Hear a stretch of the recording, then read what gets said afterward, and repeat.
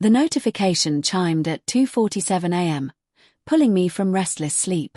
My laptop screen glowed across our bedroom, displaying an automated security alert that made my blood run cold. Unauthorized access attempt detected. Multiple login failures. IP address, local network. Someone in my house was trying to hack into my encrypted files. I glanced at Bradley sleeping beside me, his breathing steady and peaceful. His phone lay face down on the nightstand, exactly where he'd placed it after his usual just checking work emails routine. But my security system didn't lie. Someone had been probing my digital defenses for the past 3 hours. 18 years of marriage to this man, and now I was running cybersecurity protocols against my own husband. The irony wasn't lost on me. Erica Noland, founder of SecureTrace Solutions, one of the most respected digital forensics firms in the state, had been living with a security breach in her own home. The woman who helped corporations protect their data from insider threats had failed to notice the insider threat sleeping in her bed. I slipped out quietly, padding to my home office in bare feet. The smart home display showed Bradley's location as bedroom for the past 4 hours, but the network logs told a different story. His devices had been active, attempting to access my work servers using old passwords he shouldn't have remembered. My fingers flew across the keyboard, tracing the digital breadcrumbs he'd left behind. Bradley had always been careless with technology, the kind of person who used password 123 until I forced him to upgrade. But this wasn't amateur or fumbling.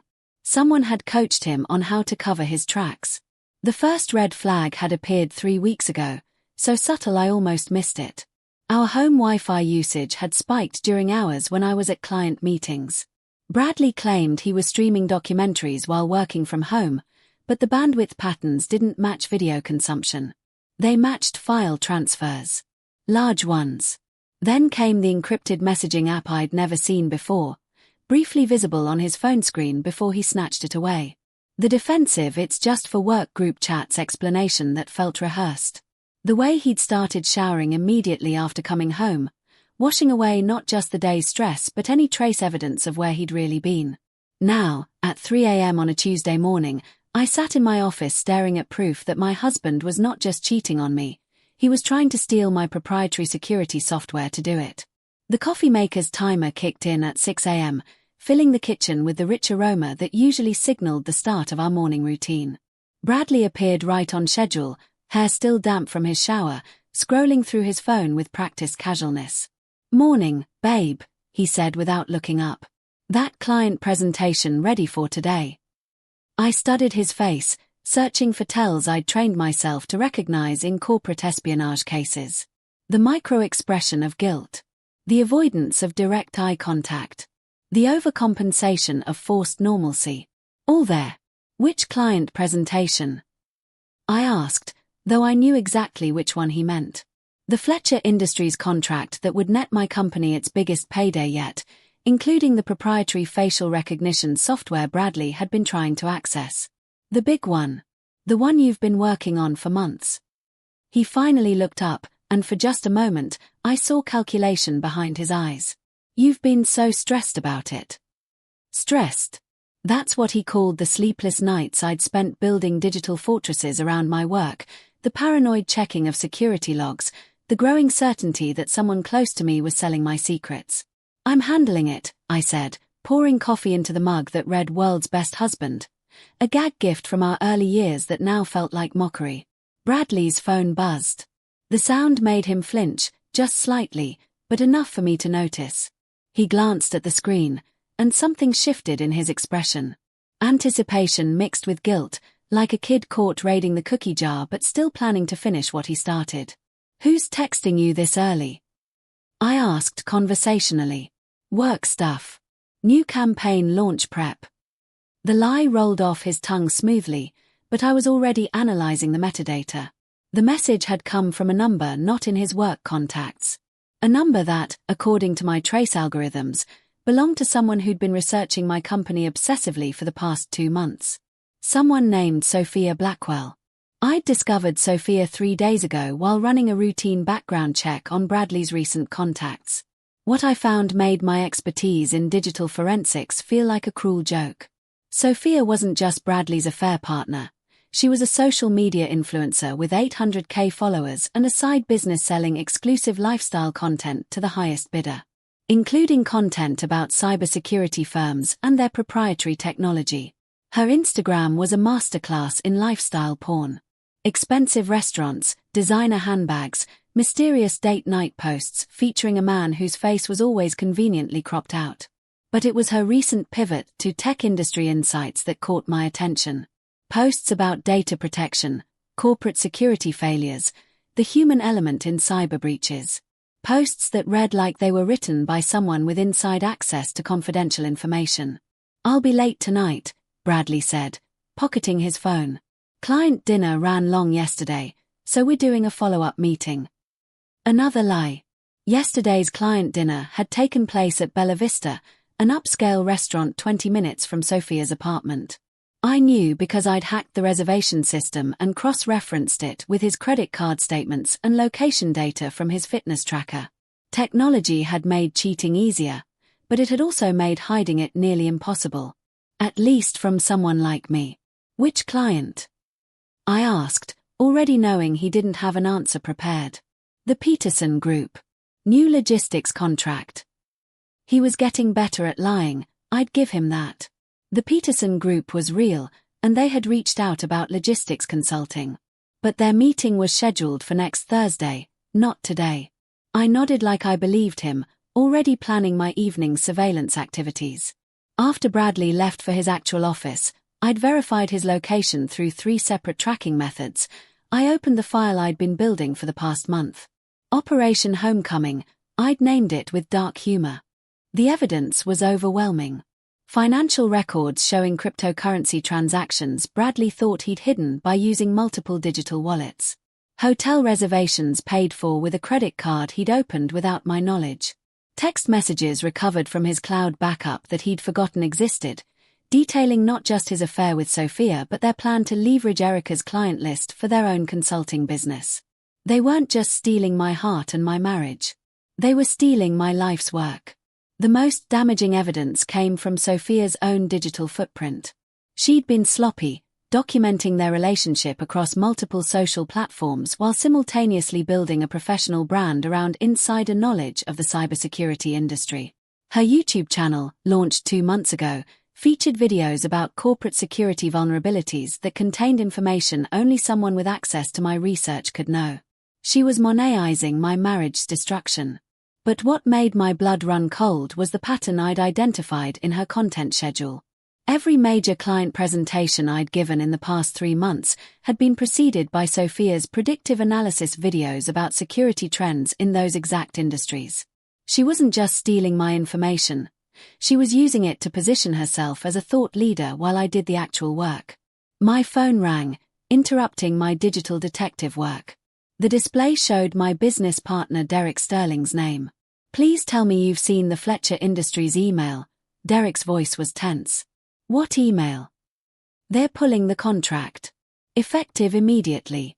No explanation, but their legal team is citing concerns about information security. My stomach dropped. What kind of concerns? "Someone contacted them yesterday claiming our proprietary software had been compromised. That details about our facial recognition algorithms were circulating on social media." I pulled up my monitoring alerts, fingers flying across the keyboard. There it was, Sophia's latest YouTube video, posted 12 hours ago. The future of facial recognition. What industry leaders don't want you to know. She'd leaked my algorithms. Not completely, but enough to make Fletcher Industries nervous about working with a firm that couldn't protect its own secrets. "Derek, I need you to document everything. Every email, every phone call, every digital trace. This isn't just corporate espionage, it's personal."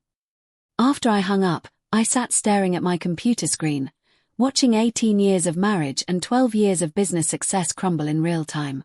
Bradley hadn't just betrayed me emotionally. He'd weaponized our intimacy to destroy everything I'd built. But he'd made one crucial mistake. He'd declared war on someone whose expertise was digital warfare. That evening, I prepared for the performance of my life. Bradley came home at his usual time, carrying takeout from our favorite Thai restaurant and wearing the expression of a man who thought he was successfully living a double life. "Rough day?" he asked, setting the food on our kitchen island. "You look tired." Tired? I was beyond tired. I was operating on pure adrenaline and the kind of focused rage that made me dangerous. "The Fletcher contract fell through," I said, watching his face carefully. He managed to look surprised and concerned, but I caught the microsecond of satisfaction that flickered across his features. "That's terrible. What happened?" "Information leak. Someone's been sharing our proprietary data." Now he looked genuinely worried. Not about me, but about himself. About whether his digital footprints were as hidden as he thought they were. "Any idea who?"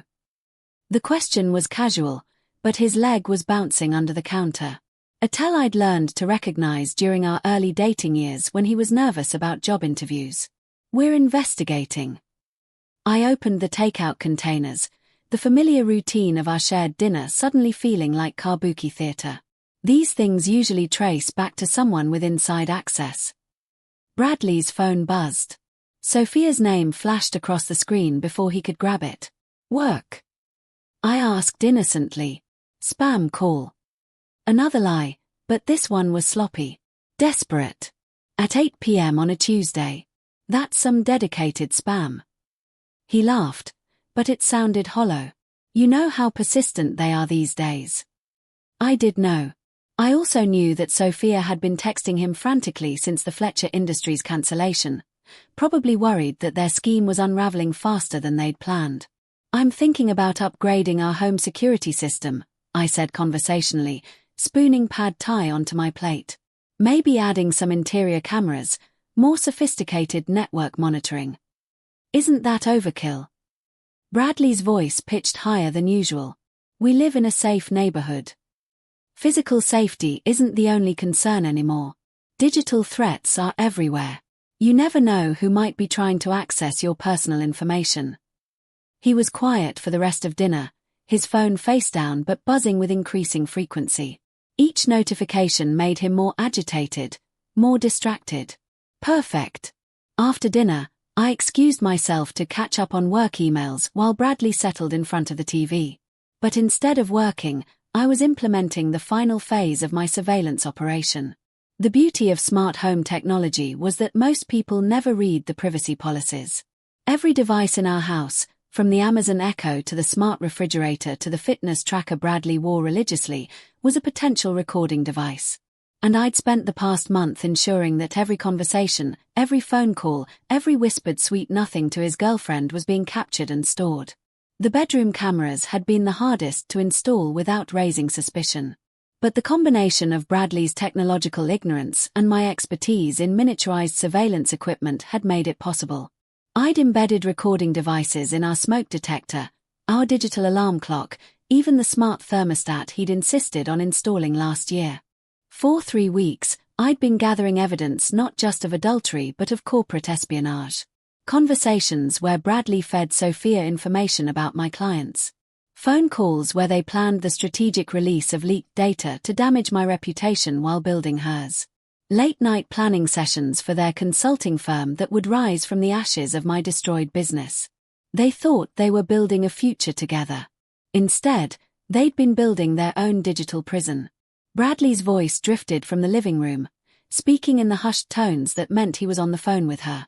I activated the recording protocols I'd programmed weeks ago, capturing not just audio but the electromagnetic signatures of his phone calls. Even if he deleted everything, I'd have backup recordings from 3 separate systems. "We need to slow down," he was saying. "Erica's suspicious about something. Maybe we should wait until after the holidays to make any moves." Sophia's response was tinny but audible through my enhanced audio pickup. "We can't wait, Bradley. The Nexus Corp presentation is next week, and that's our biggest opportunity. If we don't strike now, she'll lock down everything." "But if she finds out?" "She won't find out. You said yourself she's too trusting. Too focused on work to notice what's happening right under her nose." I almost laughed. Too trusting. Too focused on work. If only they knew that their entire conversation was being recorded, analyzed, and added to a growing mountain of evidence that would destroy them both. The next morning brought our monthly family breakfast tradition, a ritual we'd maintained even as our kids grew older and busier. Zoe, now 17 and wielding her senior year confidence like armor, arrived with her usual dramatic flair and arms full of college brochures. Ethan, 15 and perpetually attached to his gaming headset, shuffled in looking like he'd rather be anywhere else. "Dad looks tired," Zoe observed with the brutal honesty of teenagers. "Are you sleeping okay?" Bradley's coffee mug paused halfway to his lips. "Just work stress. Big projects coming up." "What kind of projects?" Ethan asked, finally looking up from his phone. Our youngest had inherited my analytical mind, though he applied it primarily to gaming strategies and internet culture. "Consulting stuff. Nothing too exciting." I watched Bradley navigate the lie, noting how he avoided specifics. How his eyes kept darting to his phone. How he seemed to be performing the role of engaged father rather than actually being present. "Mom's working on some big security thing too, right?" Zoe was looking between us, her filmmaker's eye already picking up on the tension in the room. I corrected quietly. "The Fletcher contract fell through." "That sucks," Ethan said with genuine sympathy. "Wasn't that like your biggest client ever?" "It would have been." I let my disappointment show, playing the role of wounded professional. "Someone leaked confidential information. Cost us the deal." Bradley's fork clattered against his plate. "I'm sure something else will come along." "Actually, I'm investigating the leak. Digital forensics is my specialty, after all." The silence that followed was deafening. Zoe looked confused. Ethan was studying his father with new attention. And Bradley looked like a man staring at his own execution. "Can you trace something like that?" Zoe asked, her curiosity overriding the family drama. "Oh yes. Digital evidence leaves trails that are almost impossible to completely erase. Every phone call, every text message, every email leaves metadata. GPS locations, timestamp data, device identifiers. Even if someone thinks they've deleted everything, there are always traces." I was speaking directly to Bradley now, watching color drain from his face as I described the very techniques I'd been using to document his betrayal. "What happens when you catch them?" Ethan asked. "Depends on the severity. Corporate espionage is a federal crime. Identity theft, data manipulation, conspiracy charges. The penalties can be quite severe." Bradley pushed back from the table abruptly. "I should get ready for work." After he left, Zoe turned to me with concern in her eyes. "Mom, is everything okay between you and Dad?" I considered how much truth to share with my daughter. How much of the burden she should carry. "We're going through some challenges," I said carefully. "But I want you both to know that whatever happens between your father and me, it doesn't change how much we love you." Ethan was still staring at the doorway where Bradley had fled. "Dad's acting weird lately. Really weird." "Weird how?" "He keeps getting calls and texts but pretends it's work stuff. And he's been asking me questions about your computer systems. Like, technical stuff he's never cared about before." My heart clenched. Bradley had been using our children as sources of information, pumping our 15-year-old son for details about my digital security. What kind of questions? Passwords, mostly. Whether you use the same ones for work and personal stuff. What kind of backup systems you have. Ethan's gaming experience had given him more technical knowledge than Bradley realized. I thought it was weird that he was suddenly so interested in cybersecurity. I pulled Ethan close, grateful for his natural suspicion and guilty that his father had put him in this position. "If anyone asks you questions about my work again, anyone at all, I want you to tell me immediately." "Okay." "Okay. Mom, are you and Dad getting divorced?" The question hit like a physical blow. 17 years old, and my son was already reading the signs I thought I'd been hiding. "I don't know yet, sweetheart. I hope not. But I need you to understand that if that happens, it won't be because of anything you or Zoe did wrong." That afternoon, alone in my office, I made the call I'd been dreading and anticipating in equal measure. Vivian Cross Law Office. Vivian, it's Erica. We need to talk. Vivian Cross had been my roommate at Carnegie Mellon, back when we were both young women convinced we could change the world through technology and law respectively. She'd specialized in high-stakes divorce cases, particularly those involving complex financial arrangements and corporate assets. She'd also warned me, during Bradley's and my engagement party 18 years ago, that my husband-to-be had wandering eyes and flexible ethics. I should have listened. I wondered when you'd call, Vivian said without preamble. Derek Sterling reached out yesterday about the Fletcher industry situation. He mentioned some unusual circumstances. It's worse than Derek knows. Can we meet? How about lunch tomorrow? And Erica, bring everything. Every document, every recording, every digital trace. If we're doing this, we're doing it right. That evening, Bradley came home with flowers. Grocery store roses, the kind of apologetic gesture that might have meant something if I hadn't known he'd bought identical arrangements for Sophia twice in the past month.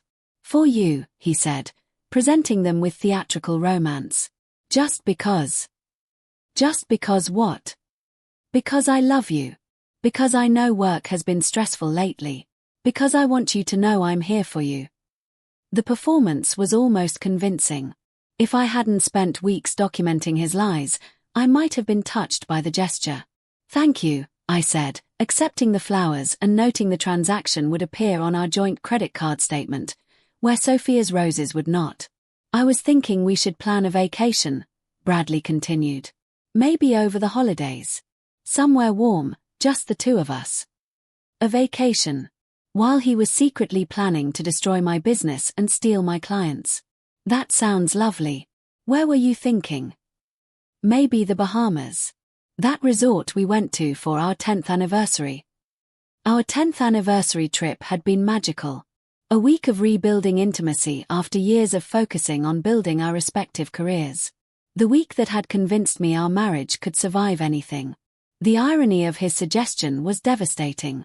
I'll look into flights, I said, knowing that by the time any theoretical vacation arrived, Bradley would be facing criminal charges. That night, I lay awake listening to Bradley's breathing, wondering when exactly my husband had become a stranger. When his touch had started feeling like deception instead of comfort.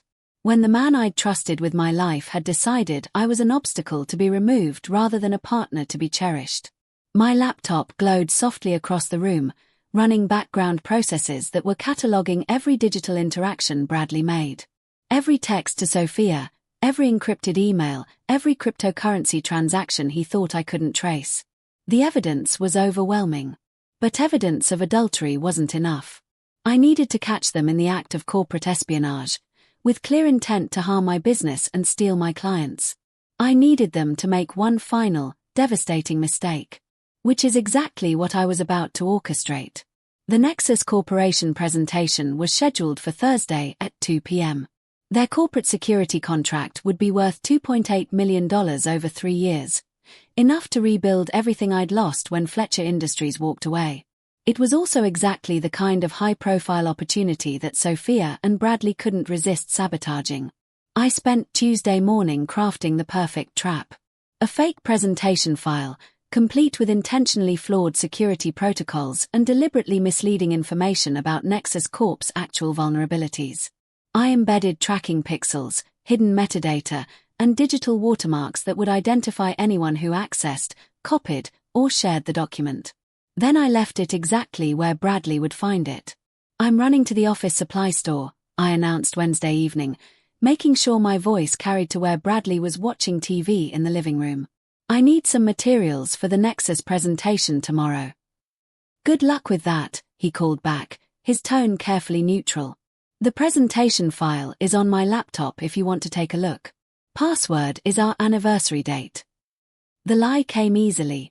My laptop password was actually a 12-character combination that changed every 72 hours. But I'd created a dummy account with our anniversary date as the password, loaded it with the doctored Nexus presentation, and left it perfectly accessible for Bradley's late-night snooping. I drove to Office Depot and bought supplies I didn't need, giving Bradley exactly 45 minutes to access the fake file. My surveillance system would record everything: what he accessed, when he accessed it, and most importantly, what he did with the information afterward. When I returned home, Bradley was back on the couch, looking relaxed and innocent. But my security logs told a different story. He'd accessed the fake presentation, copied it to a USB drive, and immediately sent an encrypted message to someone whose contact information matched Sophia's secondary phone number. Perfect. The next morning brought unexpected drama. Zoe appeared at breakfast with her laptop open, her expression troubled. "Mom, you need to see this." She turned the screen toward me, displaying a YouTube video titled Nexus Corporation Security Nightmare: What They Don't Want You to Know. Sophia's video had been uploaded at 6 a.m., just 8 hours after Bradley had stolen my fake presentation. She'd worked through the night to create content based on the deliberately flawed information I'd planted, positioning herself as a cybersecurity expert with insider knowledge of Nexus Corp's vulnerabilities. Everything in the video was wrong. Spectacularly, demonstrably wrong. But it was wrong in ways that directly correlated to the doctored data I'd left for Bradley to steal. "Isn't this the company you're presenting to today?" Zoe asked. "Yes, it is." I kept my voice calm while internally celebrating. Sophia had just provided ironclad proof that she was receiving stolen information from someone with access to my files. "She's wrong about everything," Ethan observed, reading over his sister's shoulder. "Like, fundamentally wrong. Nexus Corp doesn't even use the security protocols she's describing." My 15-year-old son had spotted the flaws immediately. Professional cybersecurity experts would tear Sophia's analysis apart within hours. "How do you know so much about Nexus Corp systems?" I asked. Ethan grinned. "I may have done some reconnaissance when I heard you were pitching them. Just curious about their setup." "Reconnaissance? Nothing illegal," he said quickly. "Just public information analysis. Social media mapping, employee LinkedIn profiles, technology stack identification through job postings. Basic OSINT stuff." OSINT, open source intelligence gathering. My teenage son had casually performed the same preliminary research I'd done professionally, using skills he'd developed through gaming and internet culture. "Would you be interested in helping me with a project?" I asked. Both kids looked up with interest. Zoe's filmmaker instincts and Ethan's technical skills could be valuable assets in documenting Bradley's betrayal. "What kind of project?" Zoe asked. "Let's call it a family documentary. About trust, betrayal, and the consequences of poor decision-making." The Nexus Corp presentation went flawlessly. Not only did they award me the contract, but their security team had already flagged Sophia's video as amateur misinformation and blocked her accounts from their corporate social media feeds. I returned home to find Bradley pacing our living room like a caged animal, his phone pressed to his ear. "I don't understand how she got it so wrong," he was saying. "The information was supposed to be accurate." Supposed to be accurate. He just confessed to corporate espionage on a recorded line in our living room, where my audio surveillance system was capturing every word. "Maybe your source was wrong," Sophia's voice carried through the speaker, sharp with accusation. "My source is never wrong. Erica's too careful for that." "Then maybe Erica's onto us." The silence that followed was electric. I could see Bradley processing the possibility that his wife, the cybersecurity expert he'd been underestimating for months, might have set a trap. "She can't be," he said finally. "She trusts me." Trusted. Past tense was more accurate. That evening, our monthly family game night took on surreal dimensions. Bradley attempted to play the role of devoted father while his phone buzzed constantly with what I knew were increasingly frantic messages from Sophia. The kids seemed to sense the tension, though they attributed it to work stress rather than marital catastrophe. "Dad, it's your turn," Zoe said for the third time as Bradley stared at his phone instead of the Monopoly board. "Sorry, just work stuff." He rolled the dice, landed on Park Place, which I owned, with a hotel, and mechanically handed over the bankruptcy-inducing rent money. "Everything okay at the office?" I asked innocently. "Fine. Just some client complications." Anything I can help with? I know a thing or two about solving complex problems. Bradley's smile looked physically painful. Thanks, but it's under control. Under control. His secret girlfriend had just publicly humiliated herself with stolen information that was obviously fake. His scheme to sabotage my business had backfired spectacularly, and he was about to lose everything he'd worked for. But sure. Under control. After the kids went to bed, Bradley retreated to his home office for a conference call that I knew was actually a crisis management session with Sophia. I settled into my own office, ostensibly working on follow-up materials for the Nexus contract, but actually monitoring every word of their conversation. She played us, Sophia was saying, her influencer Polish replaced by raw panic. The presentation was fake. Everything in it was wrong. That's impossible. I took it directly from her laptop. Then she knew you were going to take it. The silence stretched long enough for me to wonder if the call had dropped. Then Bradley spoke, his voice small and defeated. She's been 10 steps ahead this whole time. What are you talking about? Erica's a digital forensics expert. She builds systems to catch people doing exactly what we've been doing. How did I think I could outsmart her? Because you said she was naive. You said she trusted you completely. She did trust me. And I destroyed that for what? 4 Instagram likes and cryptocurrency investments. For the first time since discovering Bradley's affair, I felt a flicker of the man I'd married. The man who could recognize his mistakes, even if it was too late to fix them. We need to cut our losses, Sophia said. Delete everything. Claim we never had access to any confidential information. It's too late for that. If Erica's been watching us, she has evidence of everything. Then we're screwed. You're screwed. I still live with her. Maybe I can fix this. Sophia's laugh was bitter. You think she's going to forgive you for cheating on her and trying to destroy her business? You're delusional. After the call ended, I sat in my office reviewing the evidence I'd collected. Financial records, audio recordings, video surveillance, digital forensics data. Everything needed to prove not just adultery but conspiracy, corporate espionage, and fraud. Vivian had warned me to be thorough. But looking at the mountain of evidence Bradley and Sophia had created through their own carelessness, I realized I'd built a case that was almost overkill. Tomorrow was Friday. The day I'd chosen for Bradley to learn exactly how much his wife had been watching, listening, and planning. Friday morning arrived with unusual quiet. No early morning texts buzzing on Bradley's phone. No hushed conversations in the hallway. No carefully casual mentions of late meetings or client emergencies. Just silence, which in my experience was often more ominous than chaos.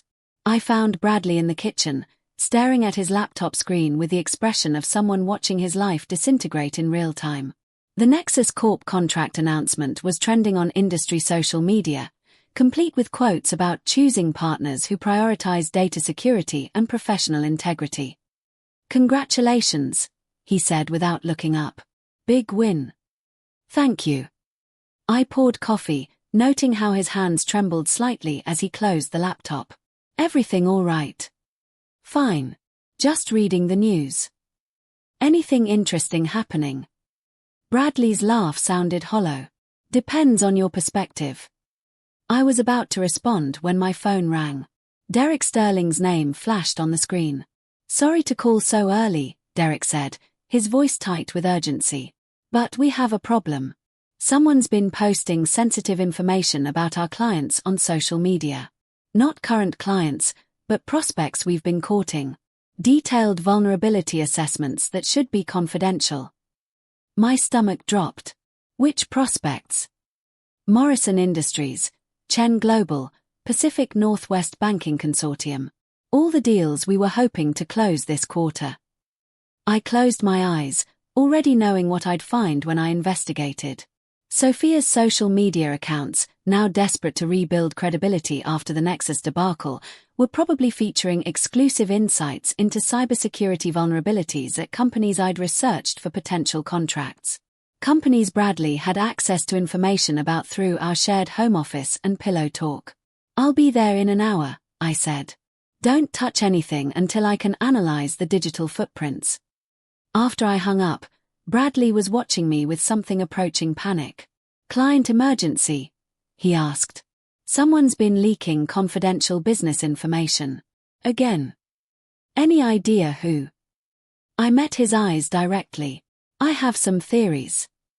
The Secure Tray Solutions office occupied the top floor of a converted warehouse downtown, all exposed brick and floor-to-ceiling windows that had seemed so optimistic when I'd signed the lease 5 years ago. Now it felt like a war room. Derek was waiting with printouts of social media posts, financial reports showing lost contracts, and the kind of grim expression that meant our business was in serious trouble. It's systematic, he said, spreading documents across our conference table. Whoever's doing this has access to our client research, our vulnerability assessments, even our pricing strategies. I pulled up Sophia's various social media accounts on the main display screen. The evidence was damning and obvious. Posts about insider knowledge of corporate security weaknesses at exactly the companies we'd been targeting. Analysis that used terminology directly lifted from my confidential reports. Even pricing information that had been discussed in strategy meetings I'd held at home. While Bradley listened from his home office. This isn't just industrial espionage, I told Derek. It's personal. Personal how? I took a breath, knowing that once I said the words, there would be no going back to the illusion of my perfect marriage. My husband's been feeding information to his girlfriend. She's a social media influencer trying to build a consulting business by stealing our intellectual property. Derek stared at me for a long moment. Jesus, Erica, how long has this been going on? At least 8 months. Maybe longer. I pulled up my surveillance files, showing him the digital trail I'd been following. I've been documenting everything. Phone calls, financial transactions, location data, social media analysis. You've been investigating your own husband. I've been protecting our business. And our family. We spent the next 3 hours mapping the full scope of the damage. 7 potential clients had pulled their interest after Sophia's posts raised questions about our ability to maintain confidentiality. 2 existing clients had requested security audits of their own contracts with us. The Fletcher Industries debacle was looking less like an isolated incident and more like the opening salvo in a coordinated attack. What's your next move? Derek asked. Controlled demolition. That evening, I prepared for the performance that would end my marriage and save my business. Bradley came home at his usual time, carrying Chinese takeout and wearing the expression of a man trying very hard to appear normal. Rough day? He asked, setting containers on our kitchen island. The worst. I let exhaustion show in my voice, playing the role of defeated victim. We lost 3 more potential clients today. Bradley's face managed to convey appropriate sympathy while his eyes reflected something closer to satisfaction. I'm sorry. What happened? Information leaks. Again. Someone with access to our internal files has been sharing confidential client data on social media. That's terrible. Any leads? I opened the takeout containers, buying time while I watched his body language. The leg bouncing. The avoidance of eye contact. The way his phone kept buzzing with what I knew were messages from Sophia, probably celebrating their latest successful sabotage. Actually, yes. We traced the leak to its source. Bradley's fork paused halfway to his mouth. Really? Digital forensics is my specialty, remember? Every online action leaves traces. We followed the data trail right back to the original breach point. And? I smiled, letting him see confidence instead of defeat for the first time in weeks. We know exactly who's been stealing our information. And we know exactly how they've been doing it. The color drained from Bradley's face. His phone buzzed again, and this time he didn't even glance at it. Who? He asked, his voice barely above a whisper. Someone very close to home. Someone with intimate access to my work, my files, my daily routines. I took a bite of lo mein, chewing slowly while he processed the implications. The beautiful thing about digital forensics is that everything leaves a trace. Every login attempt, every file transfer, every encrypted message. Bradley set down his fork, his appetite apparently gone. The perpetrator thought they were being clever, I continued conversationally. Using encrypted messaging apps, cryptocurrency payments, even AI-generated fake alibis. But they made one crucial mistake. What mistake? They underestimated their target. Bradley's phone rang. Sophia's name flashed on the screen, and for the first time in months, he declined the call immediately. Aren't you going to answer that? I asked. It's not important. Really? Because according to my analysis, calls from that particular number have been very important to you for the past 8 months. The silence that followed was deafening. Bradley stared at me across our kitchen island, finally understanding that his wife, the cybersecurity expert he'd been betraying and underestimating, had been documenting his every move. Erica. The GPS data from your fitness tracker was particularly enlightening, I interrupted. Did you know it uploads location information every 15 minutes? I have a complete map of everywhere you've been, down to specific addresses and timestamps. Bradley's face went from pale to grey. The financial records were fascinating too. That cryptocurrency wallet you thought you'd hidden? The one you've been using to pay for hotel rooms and expensive gifts for Sophia Blackwell? Every transaction is permanently recorded on the blockchain, including the ones where you used our joint savings to fund your girlfriend's lifestyle brand. How long have you known? About the affair? 3 months. About the corporate espionage? 6 weeks. About your plan to destroy my business and steal my clients for your little consulting venture with Sophia? 2 weeks.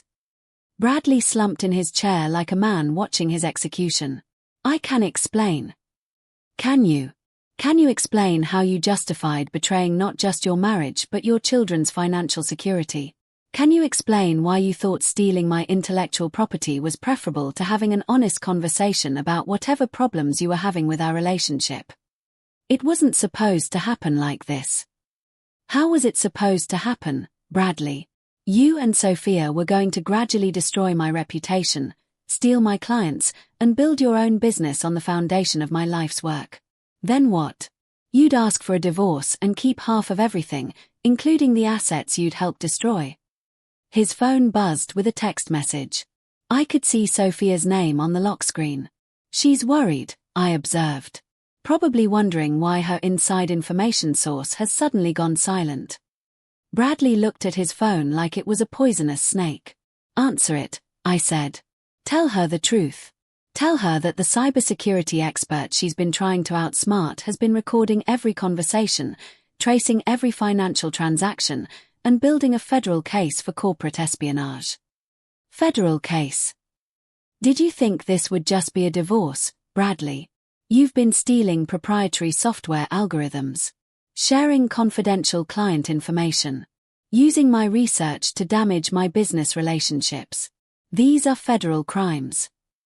Bradley's hands were shaking now. Erica, please. We can work this out. Can we? Can we work out the fact that you've been living a double life for 8 months? Can we work out the hundreds of thousands of dollars in contracts I've lost because of your sabotage? Can we work out the fact that you've been planning to abandon your family for a woman 20 years younger who's been using you for content and cryptocurrency? Sophia wasn't using me. I pulled out my phone, opening a screen recording I'd captured from Sophia's private Instagram stories. The ones she thought were only visible to her inner circle. Really? Because this is interesting. The video showed Sophia in her apartment, glass of wine in hand, talking to the camera with the casual cruelty of someone who thought her secrets were safe. My followers keep asking about Mystery Man, she was saying. And honestly, he's serving his purpose. The intel is incredible, the financial support is generous, and once I've built my brand enough, I can upgrade to someone who actually understands the industry instead of just having access to someone who does. Bradley stared at the screen, watching his girlfriend casually discuss using him as a stepping stone to something better. There's more, I said, swiping to another recording. This one's from last week. Sophia again, this time talking to someone off camera. The husband is getting suspicious, but it doesn't matter. I've got enough information now to launch my own cybersecurity consulting firm. Bradley thinks we're building something together, but really he's just been my unpaid research assistant. The devastation on Bradley's face was almost enough to make me feel sorry for him. Almost. She never loved you, I said quietly. She saw an opportunity to exploit a middle-aged man's midlife crisis, and she took it. The question is, was destroying your family worth 8 months with someone who saw you as a useful idiot? Bradley's phone rang again. This time he answered it, his voice hollow. Hello, Sophia. Finally. Bradley, what's happening? Your wife's company is announcing new contracts, and you're not answering my messages. She knows. The silence on the other end stretched long enough that I wondered if the call had dropped. Knows what? Sophia asked carefully. Everything. About us. About the information sharing. About the business plan. Everything. That's impossible. You said she trusted you completely. I was wrong. She's been watching us for months. Recording our conversations, tracing our financial transactions, building evidence. Another long silence. How much does she have? Bradley looked at me across the table.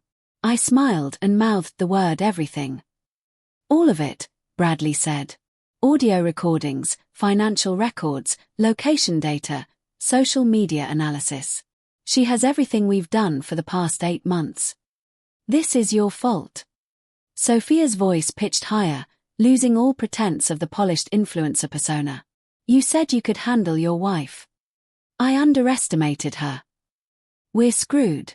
Do you understand that? We're completely screwed. Sophia. Don't call me again. Ever. I'm deleting your number, blocking you on everything, and if anyone asks, I never met you. The call ended. Bradley stared at his phone, watching his future disappear as quickly as it had materialized. 8 months, I said. You threw away 18 years of marriage for 8 months with someone who just hung up on you the moment things got difficult. I made a mistake. You made a series of calculated decisions to betray your family and destroy my business. That's not a mistake, Bradley. That's a choice.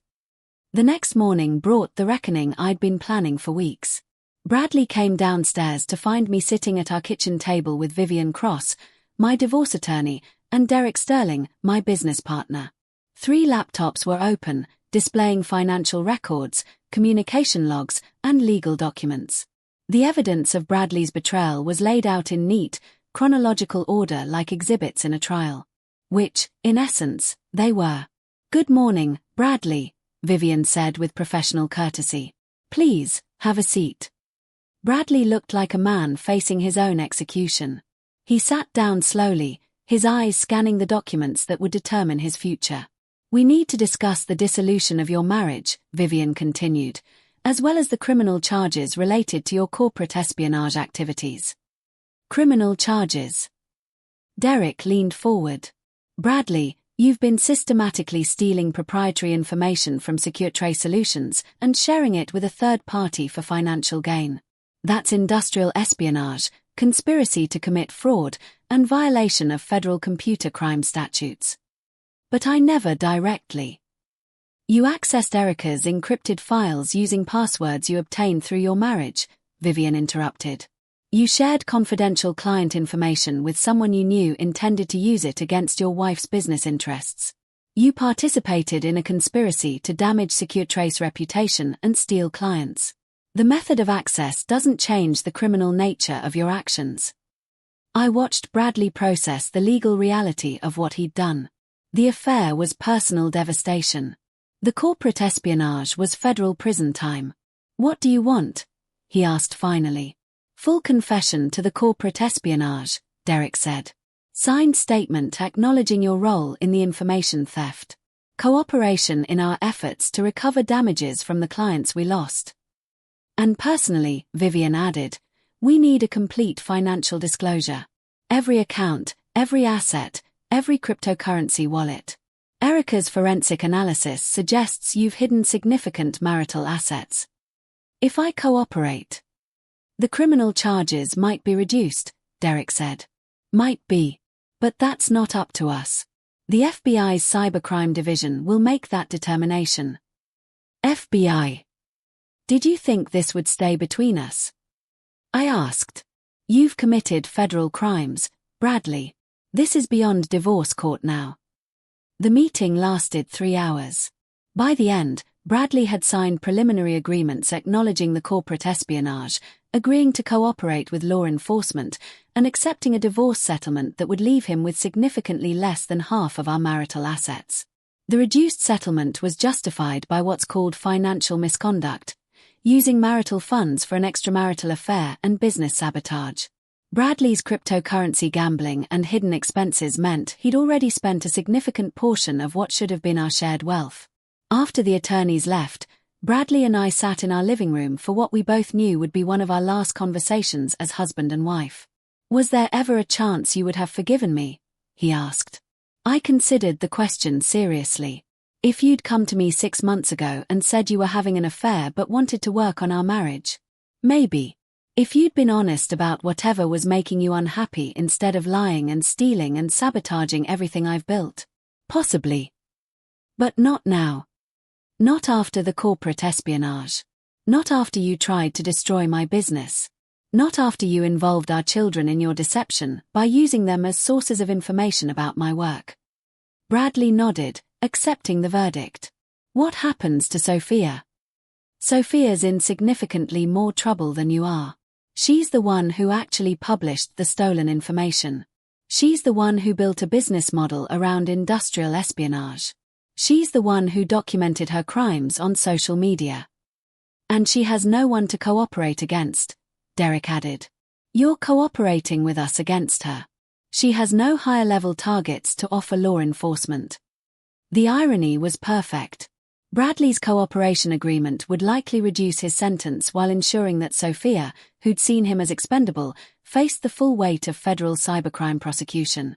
6 months later, I stood in my expanded office, looking out at the city skyline while reviewing contract proposals that would make SecureTrace Solutions one of the premier cybersecurity firms on the West Coast. The Nexus Corporation contract had led to 3 additional major clients. The publicity around our successful prosecution of corporate espionage, framed carefully to protect our family's privacy while demonstrating our investigative capabilities, had established us as experts in insider threat detection. Bradley was living in a studio apartment across town, working as a junior marketing coordinator at a mid-level firm. His cooperation with federal prosecutors had resulted in a suspended sentence and community service rather than prison time. Sophia, who'd refused all plea agreements, was serving 18 months in federal prison for cybercrime violations. The divorce had been finalized 4 months ago. Bradley got supervised visitation with Zoe and Ethan, neither of whom had much interest in rebuilding relationships with their father. Zoe was thriving in her senior year, having been accepted to film school with a partial scholarship. Ethan had channeled his analytical skills into legitimate cybersecurity interests and was already talking about following in my professional footsteps. Derek knocked on my office door, interrupting my reflection. The Morrison Industries contract is signed, he announced. We're officially the largest independent cybersecurity firm in the state. Congratulations to us. Erica, are you happy? The question surprised me. Was I happy? I was successful, certainly. Vindicated, absolutely. My children were healthy and adapting well to our new family structure. My business was thriving. My reputation in the industry was stronger than ever. But happy. I'm satisfied, I said finally. I'm proud of what we've built. I'm grateful for second chances and new beginnings. That's not quite the same thing as happy. Maybe happiness comes later. After you've finished rebuilding. After you've proven to yourself that you can not just survive betrayal, but transform it into something better. Derek smiled. Want to find out? There's a new restaurant downtown that's supposed to have excellent security systems. We could check them out. For professional reasons, of course. I looked at Derek, my business partner, my friend, my co-conspirator in building something meaningful from the wreckage of my marriage, and felt something I hadn't experienced in over a year. Possibility. Professional consultation, I said. I like that approach. As we left the office together, I realized that Bradley's betrayal had taught me something valuable about digital security that applied equally to emotional security. The most dangerous threats aren't the ones you can see coming. They're the ones that exploit your trust, your assumptions, your willingness to believe that the people closest to you have your best interests at heart. But once you've identified the vulnerability, once you've documented the breach, once you've rebuilt your defenses stronger than before, you can't be caught off guard the same way twice. I'd learned to trust my instincts, verify my data, and never again mistake someone's access to my life for their commitment to protecting it. The woman who'd sat at that kitchen table 8 months ago, playing the role of trusting wife while her husband destroyed everything she'd built, was gone. In her place was someone harder, wiser, more careful about who she allowed inside her security perimeter. Someone who understood that the best revenge wasn't destruction, but reconstruction. Building something better from the pieces they left behind, and making sure that when people told the story of what happened, you were the one who came out stronger. As Derek and I walked toward his car, my phone chimed with a news alert. The headline made me smile. Local cybersecurity experts company lands major federal contract following successful corporate espionage prosecution. Sometimes the universe had a sense of humor. Sometimes justice actually worked. And sometimes, if you were very lucky and very good at your job, you could turn your worst betrayal into your greatest professional triumph. The restaurant Derek had chosen was 3 blocks from the studio apartment where Bradley was learning to live with the consequences of his choices. I didn't mention this coincidence, but I appreciated the symmetry. I'd spent 8 months being surveilled, manipulated, and betrayed by someone who thought they were smarter than me. Now Bradley got to spend the rest of his life knowing that the woman he'd underestimated had built an empire from the ashes of his deception. And if that wasn't poetic justice, I didn't know what was.